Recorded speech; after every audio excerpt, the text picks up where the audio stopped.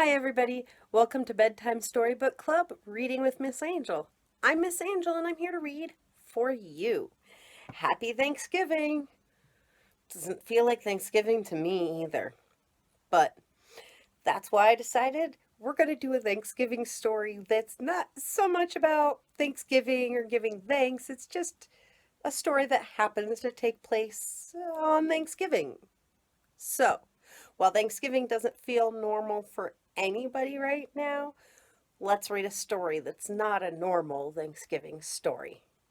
I hope you enjoy Cranberry Thanksgiving by Wende and Harry Devlin. Cranberry Thanksgiving by Wende and Harry Devlin.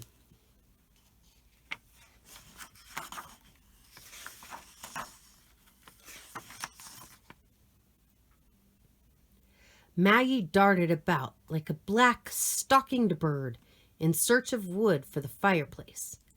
She and her grandmother lived on the edge of a lonely cranberry bog in New England, and the winds were cold at the edge of the sea. Today, Mr. Whiskers was helping Maggie with her chores, and they soon had armfuls of wood. "Happy Thanksgiving Day, Mr. Whiskers!" Maggie smiled at her friend. That wasn't his real name, of course. It was Uriah Peabody. But Maggie had called him Mr. Whiskers ever since she could remember. Maggie was very fond of Mr. Whiskers. Her grandmother was not. "Too many whiskers and not enough soap," she often said to Maggie. "Mr. Whiskers indeed," sniffed grandmother, peeking out from the kitchen window. She pulled the curtains tight again. Whenever grandmother baked her cranberry bread, she pulled her curtains tight. The reason for this was that her cranberry bread was the most famous for miles around. It was so famous that bakers all over the countryside had offered great sums of money for the recipe. Although grandmother scoffed at the whole idea, she still felt it was something wonderful to leave Maggie. She carefully hid the recipe behind a brick in the fireplace. "Oh, a lot of people would like to get that recipe," she fumed to herself, "especially Maggie's clam-digging friend, Mr. Whiskers." Strange how he always showed up when she took down the great yellow bowl and all the good things that went into it. "Scat! Shoo!" she would call out the window every time he came too close to the house. But forget all that today. It was Thanksgiving, her favorite day of the year. The cranberries had been picked, boxed, and sent to the market. The dried corn had been soaked in the corn pudding made. The turkey was roasting in the old iron oven. Turnips, tiny green peas, and a pumpkin pie were ready. The cranberry bread was cooling on the wooden board. The real work was done and the feast was almost ready. Every year, grandmother invited a guest for dinner and allowed Maggie to do the same. "As someone poor or lonely," she always said. It never mattered to Maggie or her grandmother that the red carpet was worn and mended, or that the silver spoons didn't match. Friendship and sharing were important, but everyone knew that. Red-cheeked Maggie raced into the house. While she changed, grandmother excitedly told her whom she had invited. Mr. Horace was his name, and he was staying at the town hotel. "He actually bows and has a gold cane and smells of lavender," said grandmother happily. "And he's all alone." Maggie looked a little uncertain. "My guest doesn't smell of lavender," she began, "and he hasn't had a Thanksgiving dinner in 20 years. I invited Mr. Whiskers." "Mr. Whiskers?" Grandmother didn't appear to believe she had heard right. "You mean here? In the house?" But now there was a sound at the door and a loud clanging of the knocker. "Quick, grandmother, take off your apron." Grandmother opened the door, and there they were, both guests. Mr. Horace, pink-cheeked and starched, and Mr. Whiskers in his old captain's hat. As they came in, trailing behind was the smell of lavender and an aura of clams and seaweed.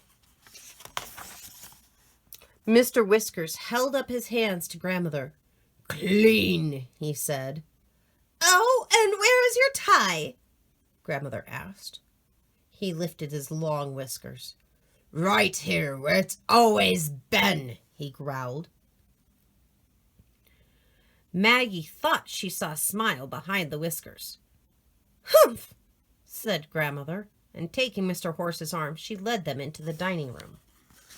A log fire sputtered, the glasses shone, and certainly no one would notice that the silver spoons didn't match. "Let's sing 'We Gather Together,'" said Maggie, trying to warm things up. They all joined in the old hymn, and midway began to sing out with cheer and gusto. Grandmother started to trill like a bird until Mr. Whiskers fixed her with a quizzical gaze and shook his ears. "How about 16 men on a dead man's chest?" he roared, slapping his knee. Mr. Horse looked pained. Grandmother peered over her glasses. "Really?" she said. Maggie left the table and reappeared with the roast turkey. The corn pudding, peas, cranberry jelly, and turnips soon followed.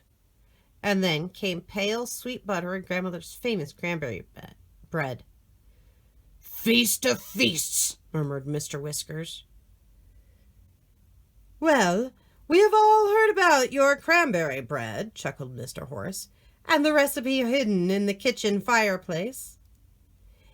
"It's in the dining room fireplace," said Grandmother, and looking over at Mr. Whiskers, she added, "and you will never find it." Mr. Whiskers stared at the turkey and pretended not to have heard her. Maggie began to get nervous, but she made sure everyone was served some of each dish, and they began to eat. What a great, full dinner that was, with everything cooked with crisp edges and tender centers. "How delicious," said Maggie. "How exquisite," said Mr. Horse. "How about some more?" said Mr. Whiskers. At last they finished dinner, and Maggie and Grandmother cleared the table and went into the kitchen. "Watch that Whiskers fellow," Grandmother whispered to Maggie. Maggie opened the kitchen door just a small bit and peeked into the dining room. Her eyes widened. "Grandmother, he's found it!" Crash clumpity! There was a sound of wild scuffling, loud shouts, and falling chairs. Two figures pushed to the front door. For a moment they wrestled at the doorway, and they seemed to burst into the purple dusk. One chased the other into the cranberry bog. "The nerve of him stealing our recipe," said Grandmother with fire in her eye. Maggie knew whom she meant.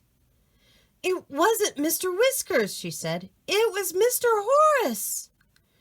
"Mr. Horace?" Grandmother looked shocked. "But why?"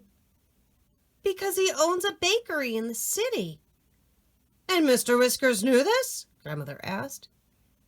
"Yes," said Maggie.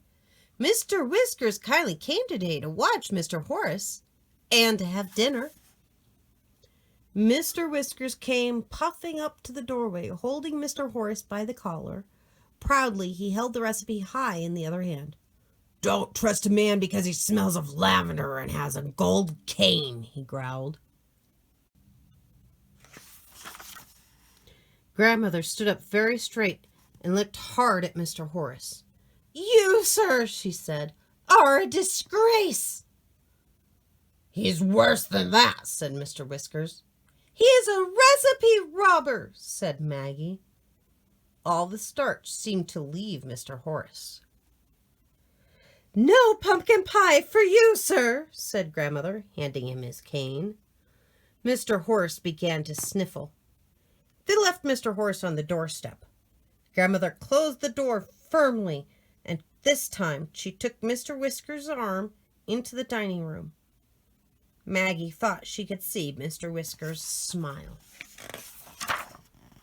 They sat by the warm embers of the fire and ate pumpkin pie with whipped cream. "How delicious," said Maggie. "How delightful," said Grandmother. "How about another piece?" said Mr. Whiskers. The wind blew and rattled the shutters, and outside the door came a loud wail from Mr. Horace. "Goodness, is he still there?" said Maggie. "Shall we let him in? It is Thanksgiving," said Grandmother. "It's especially Thanksgiving on a cranberry farm," Maggie replied encouragingly. They looked at Mr. Whiskers. It took great effort on Mr. Whiskers' part, but with true character he stood up and said, "Maggie, open the door and we shall give him the last piece." "How about 16 men on a dead man's chest?" Grandmother asked him, while Maggie went to the door.